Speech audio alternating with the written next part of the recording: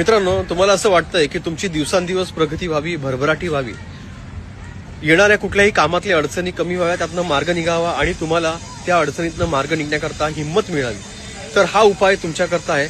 श्री स्वामी समर्थ महाराज यांचा प्रकट दिनानिमित्त महत्वाची उपासना आणि उपाय नक्कीच तुम्ही करायचा आहे. मित्रांनो, घरामधल्या स्वामींच्या मूर्तीवरती किंवा फ्रेमवरती चिमूटभर हळद नक्कीच अर्पण करा किंवा चमचाभर कराल तरी चालेल. 108 वेळा ही हळद अर्पण करायची आहे आणि राहिलेली हळद जमा त्या ठिकाणी ठेवा, त्यांच्या चरणावरती ठेवा आणि दुसऱ्या दिवशी ही हळद आपल्या देवपूजेमध्ये नक्कीच ठेवा. ही आपल्या कपडाला नेहमी लावायची आहे. त्या हळदीमध्ये काही किंचित प्रमाणात केशर मिक्स करा, अष्टगंध असेल तो मिक्स करा, चंदनाची पावडर असेल ती मिक्स करा आणि पहा, कुंडलीतले बरेच ग्रहदोष कमी होतात आणि तुमच्या प्रयत्नांना, तुमच्या कष्टाला, तुमच्या नशिबाची साथ आणि